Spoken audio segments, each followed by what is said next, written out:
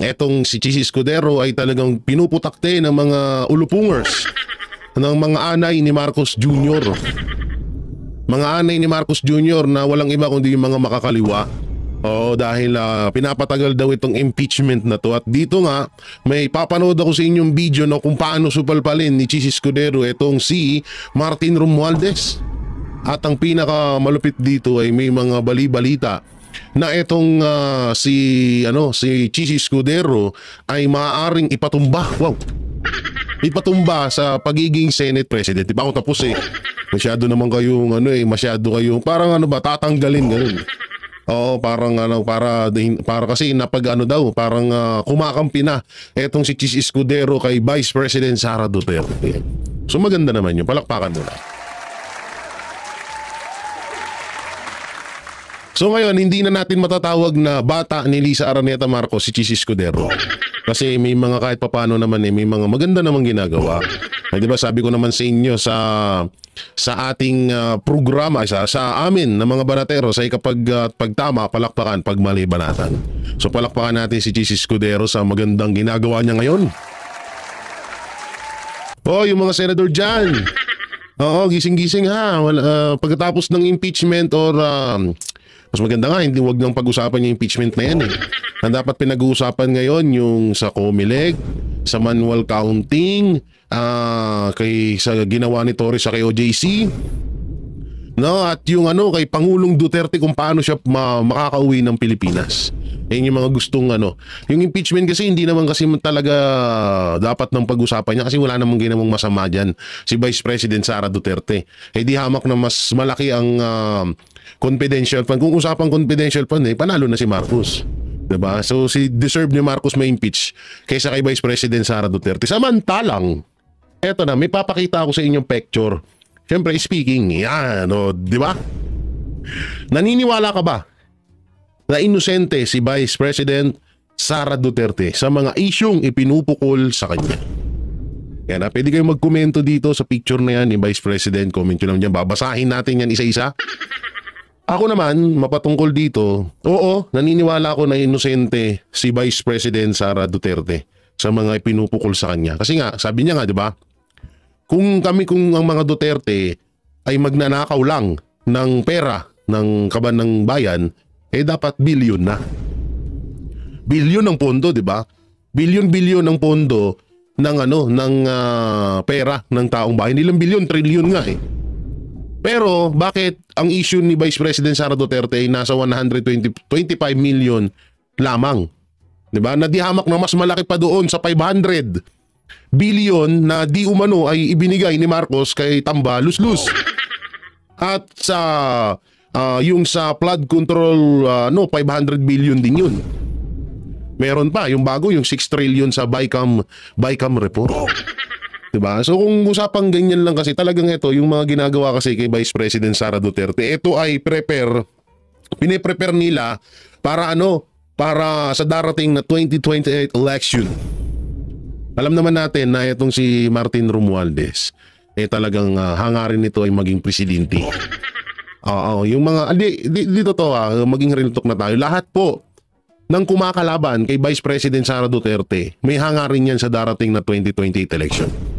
Tignan nyo lang si Anli Virus. Diba? Si Anli Virus putak ng putak ngayon. Gusto niya na ma-impeach si Sara para wala na siyang kalaban. Ganon kalapit si Anli Virus. Oo, alam mo Anli Virus ngayon pa lang, gigibain ka na namin. At wala kang makukuha, hindi ka mananalo. No? Hindi ka mananalo, depende na lang pagdayaan talaga. Kaya, yung automated counting machine na yan, dapat matanggal na yan. Dapat mawala na yan. Kasi kapag yan, nandyan pa rin, sa darating na 2028 election, paktay na. Paktay talaga dyan, no? May mangyaring pukus-wukus dyan. Madaming wukus-wukus nun. No? So talagang ganun ang mangyayari dyan. Alam nyo yung mga kumakalaban sa mga Duterte, yan yung mga tinanggihan nila noon. Katulad ni Martin Romualdez na gusto rin maging Vice President ni BP Sara at ni Pangulong Duterte. Si Trillanes, ganun din. At yung mga makakaliwa dyan. Lahat naman yung may mga hangarin. Kaya ganyan lang yung ganyan ang ginagawa nila sa mga Duterte. Alam naman na natin na yung mga ulupong na yan. Yan yung mga salot sa lipunan. Samantalang, ito pa ang isang dapat itanong kay Marcos Jr. Asa na yun? Na-download ko ba? Ay, wala pa pala. Ito. Ha? Oy, hindi nga yan. Oh. Hanapin natin ha, hindi ko pa pala na-prepare. Nag-play na ako ng video, wala pa pala yung yung dipunggol. Saan yung video na yun? Ito ba yun? Wala. Naku po. Mukhang hindi natin mukhang hindi ko po ata na download. Ito po, yung isa pa dapat na itanong kay Marcos Jr.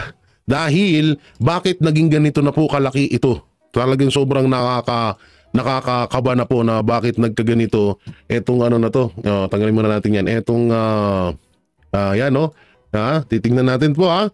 Oo, eto tingnan nyo na lang ha. Yung picture lang pala itong ko yan. Post po ito ng i-crop natin muna yan. June 4 Uy! Asan ka na? Isa pa. Pupost muna kita. Yan.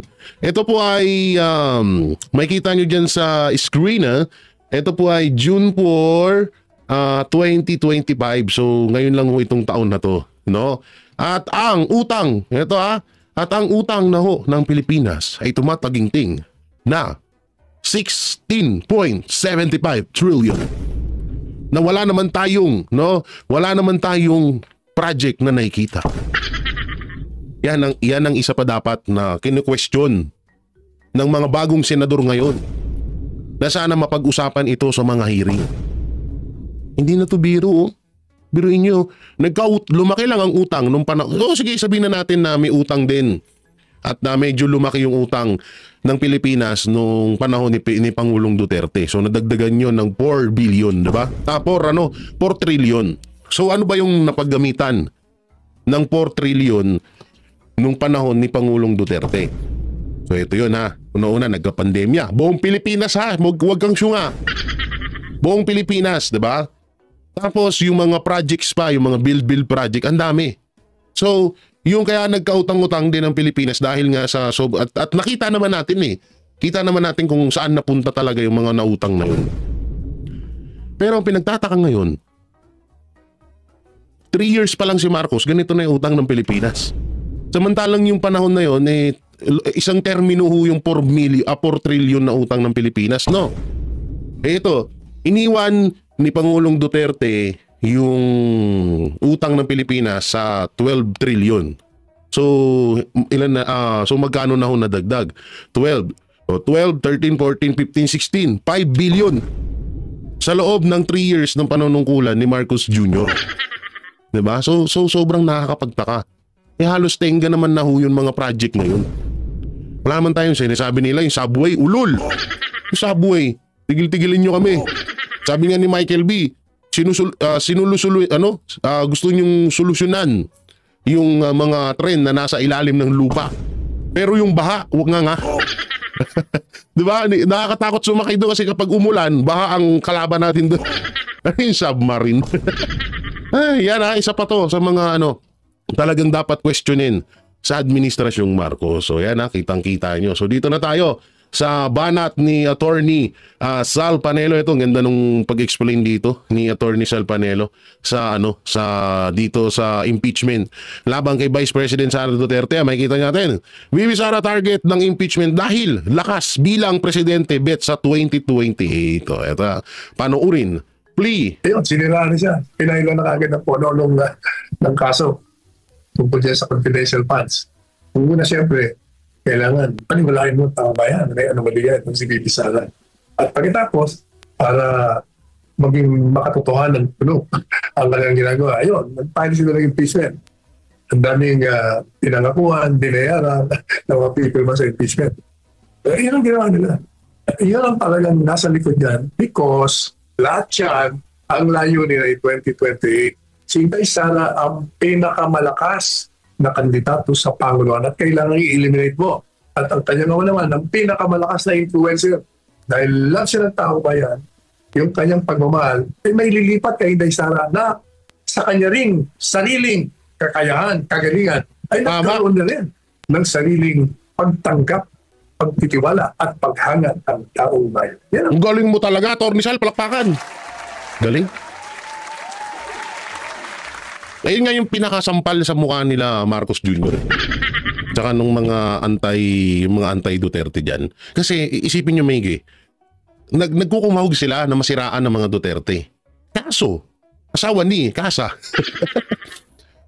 Walang impact sa mga supporters ng mga Duterte. Sa halip, mas minamahal nila ang mga Duterte. Mas gusto pa rin nilang maging paulit-ulit na mamuno ng bansa ang mga Duterte. Kaya yung mga ulupong na yan, sila, yung tatlong kambal, yung tatlong bugok, yan si Franz Castro, Brosas, tsaka si Raul Manuel. Tapos yung magjowang si Dilima, tsaka si Chocno. Magjowa. Ang sagwa. Oo, yung magjowa na si Dilima, tsaka si Chocno. Chocno ba yun? Chocno. Hindi ko alam. Basta Chocno yun. Yung mga yan, talagang gusto nilang hilahin pababa si Vice President Sara Duterte para makapaghasik na naman sila ng lagim. Oo.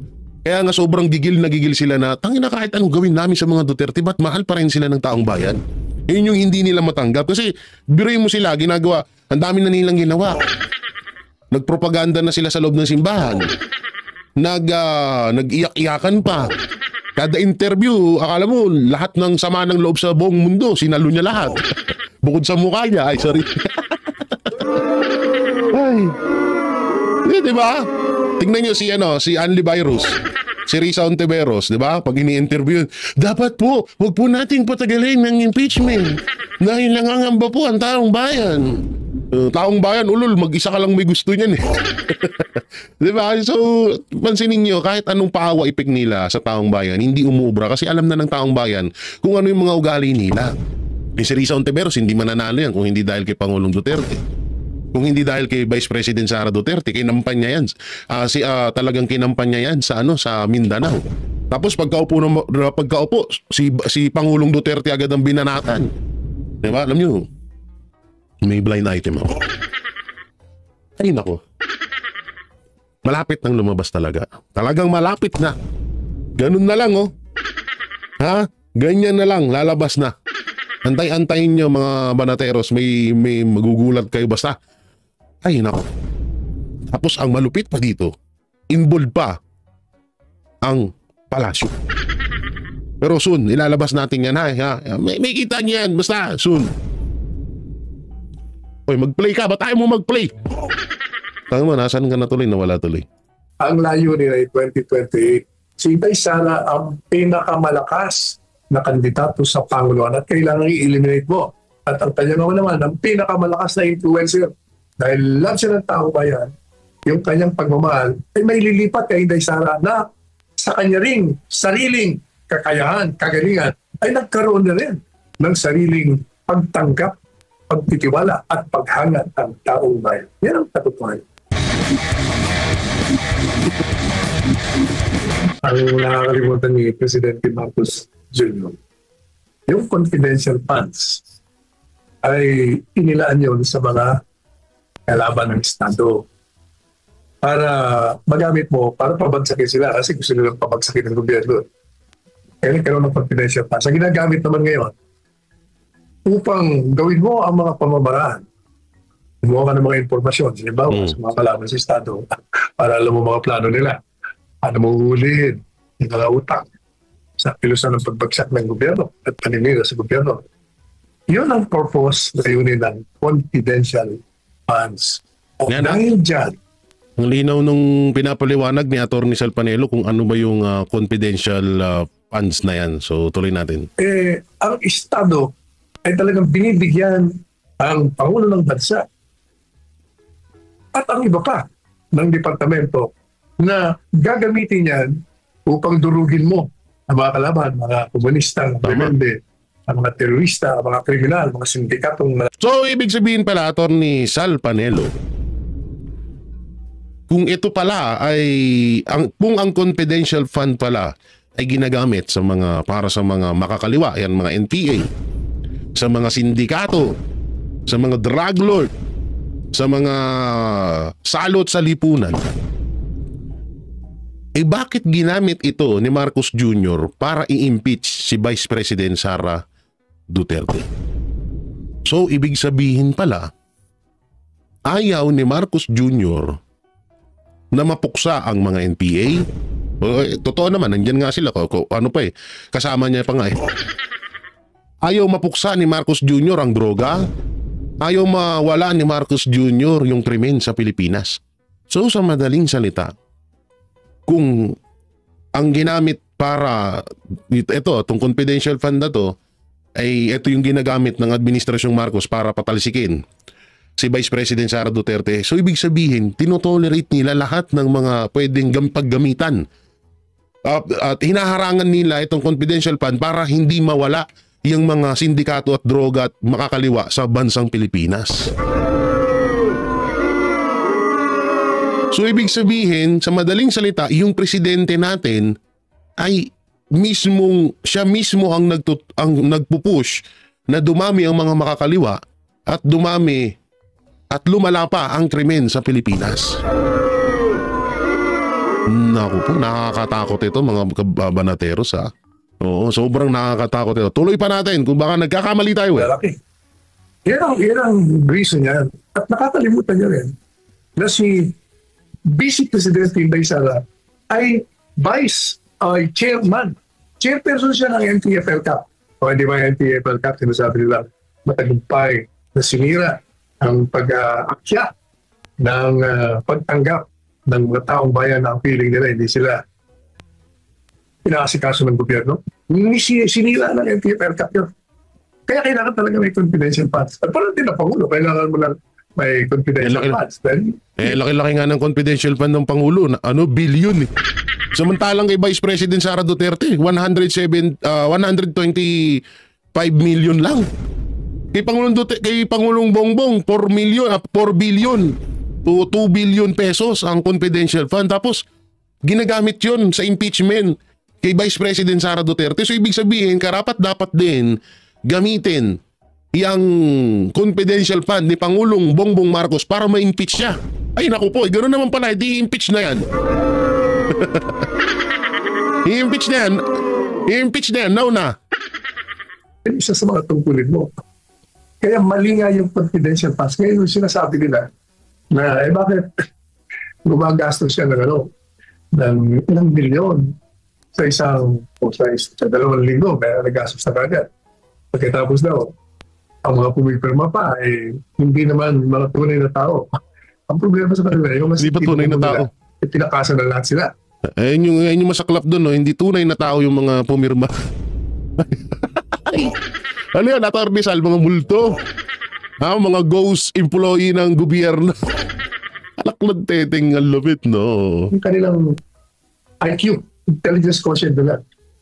Talagang pag bibigyan ka ng pera doon sa mga informant mo na galing sa kanilang rango, grupo, naturally hindi mo ilalagay yung mga pangalan nila. Kasi pag nilagay mo, patay kagad sila doon sa grupo nila. Pati pamilya apektado. Kaya nga you have to secure their lives. Kasi delikado sila. Talagang iba ang ilalagay mo dyan na pangalan. At yun namang paggastos ng milyon-milyon, sabi nga ng isang National Security Advisor, talagang pinulong ako nung panahon, create ang minibigro mo sa gobyerno at ginagastos nga natin yun para masecure mo ang safety ng ating bansa. Yan ang nakakalimutan. But actually, hindi nakakalimutan. Alam nila yan, but naghahanap nga sila ng butas para sirain mo ang Vice Presidente Inday. At saka ang ano kasi doon, ang sakit talaga, alam nyo yung sinabi ko kanina, uulitin ko kasi yung confidential fund ginagamit nga para matukoy saan ang location. Basta yun, yung mga pamasahe, mga pagkain ng mga agent, sabi na natin mga agent na para mapuksa yung mga kriminal, drug lord, yung mga makakaliwa sa Pilipinas. Tapos, bakit mo kailangan harangan Ang ganda pala ng purpose ng confidential fund na yan. So, ibig sabihin talaga, malinaw na itong si Marcos Jr., itong Administrasyong Marcos, ay talagang kontrolado ng mga drug lord, kontrolado ng mga sindikato, kontrolado ng Amerikano, kontrolado ng mga NPA na mga makakaliwa.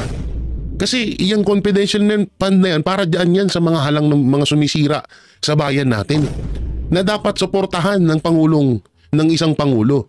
Kaso bakit yung mismong Pangulo mismo ang kumukontra at gustong ma-impeach si Vice President Sara Duterte? I-comment nyo na lang ho dyan. Ayoko na magsalita, baka makasuhan tayo. Di ba? Ang linaw-linaw ho dito sa paliwanag ni Atty. Sal Panelo. Ang ganda ng purpose ng confidential fund na yun, pero bakit kinukontra mo? O Jay, baka may punyetang basher dyan. Eh kung maganda pala ang confidential fund, Jay, bakit mo sinisita ang confidential fund ni Marcos Jr.? Okay, eto naman sige, explain ko ha. Eto, ano lang naman to? Tihoria. Tama ba? Tihoria ba tawag? Eto ay Tihoria. Kabaliktaran naman ang mangyayari, ang nakikita ko sa confidential fund ni Pangulong Bongbong Marcos. Una-una, nakakapagtaka. Kasi ang laki ng confidential fund ni Marcos Jr. Kung hindi ako nagkakamali, i-correct nyo ako dyan sa comment section, nasa 2 billion to 4 billion ang confidential fund ni Pangulong Bongbong Marcos. So kung yung confidential fund ni Vice President Sara Duterte para yon sa mga salot sa lipunan, ang kabaliktaran naman ng confidential fund ni Marcos Jr. ay yun naman ay yung pangsuporta sa mga salot sa lipunan. Magalit na kayong magalit. Pero yun kasi unang-una, bakit ka kontra sa confidential fund ni Vice President Sara Duterte? So ibig sabihin, sinusuportahan mo yung mga salot sa lipunan. Ganun lang. Napaka-basic nitong na to. So kaya naman pala sobrang laki ng confidential fund ni Marcos Jr. kasi nga, ay ito ay yung pangsuporta sa mga makakaliwa. Kasi una-una, ito lang ha, kagaya ng sinabi ni Atty. Sal Panelo, excuse me, busog lang. Katulad ng sinabi ni Atty. Sal Panelo na ang confidential fund para sa mga salot sa lipunan sa bansa natin, ginagamit yan para sa mga sindikato, mga kaliwa. So, tas tinututulan ni Marcos. So, yung confidential fund ni Marcos Jr., kaya pala sobrang laki. Yun ata ang pinangbabayad sa mga gustong i-impeach si Vice President Sara Duterte.